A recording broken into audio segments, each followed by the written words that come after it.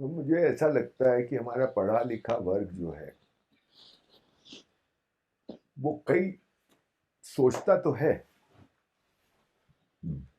और उसमें अपने आप एक अहंकार भी आ जाता है कि मैं जैसे जो भी सोच रहा हूँ ठीक सोच रहा हूँ। वो अपने सोचने की बैठक पे ध्यान भी नहीं देता। तो हो क्या रहा है कि आप अगर थोड़ा भी ध्यान दें तो आपको समझ में आएगा कि हम जो भी कुछ अ, विचार करते हैं, सोचते हैं, लोग दुनिया के बारे में, स्थिति परिस्थिति के बारे में जो विचार बनाते हैं, निर्णय लेते हैं या किसी निर्णय पे पहुंचते हैं, ये प्रक्रिया के की बैठक में उसके धरातल में एक दृष्टि होती है और वो दृष्टि हमने वो हमको मिल जाती है हमारे वातावरण से, हमारी पढ़ाई लिखाई से, शिक्षा से, मीडिया से, जो भी उस समय सबसे ज्यादा प्रभाव जिसका होता है वहां से। और ये जब मिलता है तो हम कुछ ऐसा होता है कि हम अपने खुद के जो निजी अनुभव होते हैं उसको हम देखते ही नहीं है। तो हमको अब ये प्रयास करना चाहिए, इस फसावट से हमको बाहर निकलना चाहिए और हम में से कुछ लोगों को ये प्रयास करना चाहिए कि हम अपने अनुभव को, डायरेक्ट परसेप्शन को ज़्यादा तवज्जो दें बनस्पत आइडियाज, आइडियोलॉजीज को जिसमें हम फंस गए। एक उदाहरण दें तो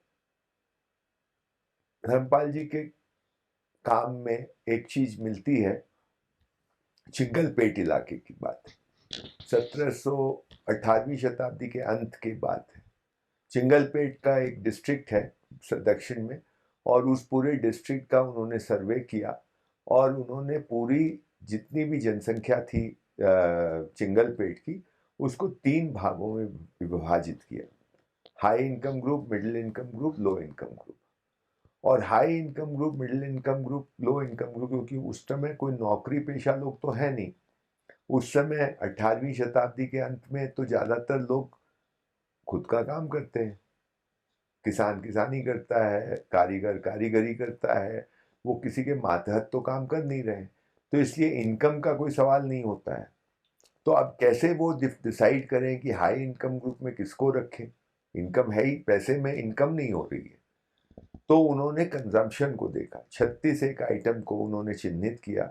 उन 36 आइटम्स में कपड़ा भी है, भोजन भी है, दूध दही भी है, पान सुपारी भी है, श्रृंगार की वस्तुएं भी है। इस तरह के सब आइटम्स उन्होंने 36 एक आइटम रखे और फिर उन्होंने देखा कि भाई हाई इनकम ग्रुप साल भर में कितना कंज्यूम करता है, मिडिल इनकम ग्रुप कितना करता है और लो इनकम ग्रुप कितना करता है। और उनके आंकड़े ये बताते हैं कि हाई इनकम ग्रुप करीब 20 रुपया कुछ आना कुछ पाई कंज्यूम करता है, मिडिल इनकम 14 रुपया कुछ आना कुछ पाई करता है और लो इनकम ग्रुप 9 रुपया कुछ आना कुछ पाई करता है। और लो इनकम ग्रुप को हाई इनकम ग्रुप में अगर भाग देंगे तो 1:1:2.3 का रेशियो आता है। यानी हाई इनकम ग्रुप अगर 2 रुपया 30 पैसा खर्च करता है तो लो इनकम ग्रुप 1 रुपया खर्च करता है। बहुत बहुत नैरो मार्जिन है। यानी हाई इनकम ग्रुप और लो इनकम ग्रुप के बीच में बहुत बड़ा फर्क नहीं है।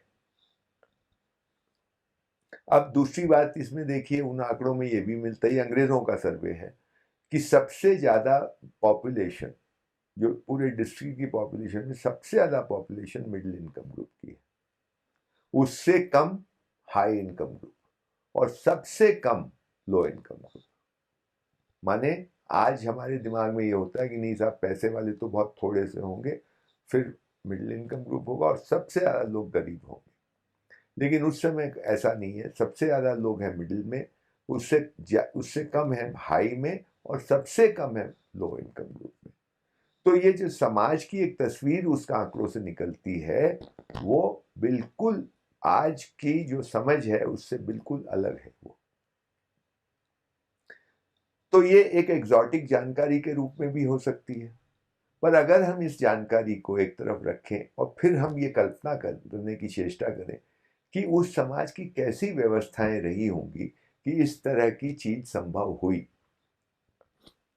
तो हमको एक उसमें से कुछ जो निकलेगा वो आज जो हमारे दिमाग में तस्वीर बनी हुई है हमारे विगत के बारे में, जो नैरेटिव हम जो विचार हमारे गढ़े गए हैं, जो हमको मीडिया से मिले हैं, शिक्षा से मिले हैं, जो हमको पढ़ाया गया उससे मिले हैं, उससे मेल नहीं खाता ये।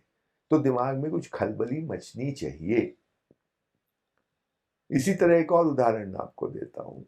जैसे कि 1750 का आंकड़ा है उत्पादन का, ये हमारा नहीं है, ये भी वेस्टर्न इकोनॉमिक हिस्टोरियंस का आंकड़ा है कि साहब 1750 में भारतवर्ष में एक तिहाई से एक चौथाई के बीच में कहीं, यानी 24.5% से लेकर 33% के बीच में कहीं उत्पादन होता था। दुनिया का टोटल उत्पादन जितना होता था उसमें से एक चौथाई से एक तिहाई उत्पादन सिर्फ भारत में होता था।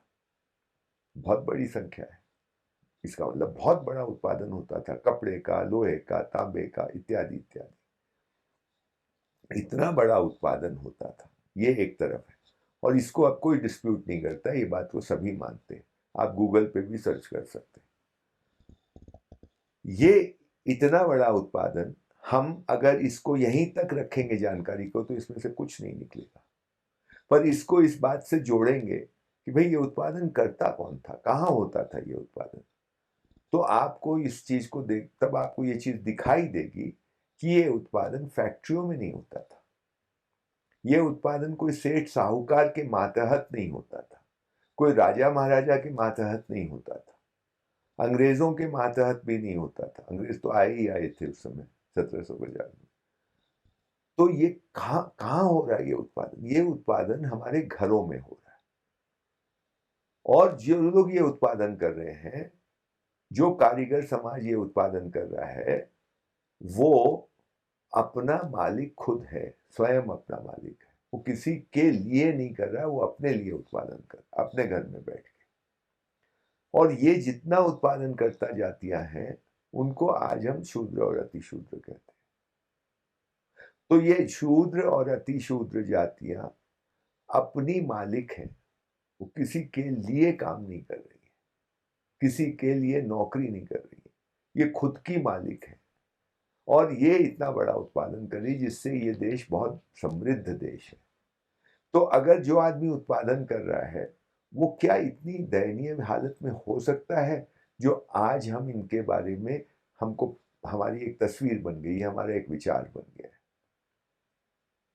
हमको इसलिए ये जरूरी है कि हम पढ़े, जो भी हमने पढ़ा है, जो भी हमको बताया गया है, उससे एक जो हमारे विचार बने हैं उनको एक बार एक तरफ रख दें, और हम डायरेक्ट परसेप्शन से जो चीजें हमको दिखाई देती हैं उन चीजों को जोड़ के देखें, और फिर देखें कि क्या ये उसके साथ मेल खाती है या नहीं खाती। हम अपने अनुभवों को हमने दरकिनार कर दिया, जातियों के बारे में, गरीबी के बारे में, एक्सप्लॉयटेशन के बारे में। बहुत सारी चीजें ऐसी हैं जो हम अब चश्मे से देखने लगे हैं। ये विचार हमारे चश्मे से बने, डायरेक्ट परसेप्शन से नहीं बने। तो मुझे ये लगता है कि अब हम, ये ज़रूरी हो गया है कि हम इन विचारों को, इन आइडियोलॉजीज को, ये सबको एक तरफ रखें।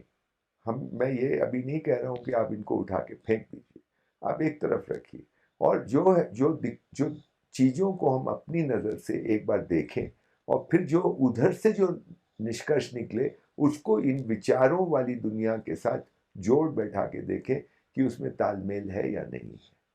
अगर है तो बढ़िया बात है, और अगर नहीं है तो फिर हमको इस दिशा में और आगे बढ़ना चाहिए।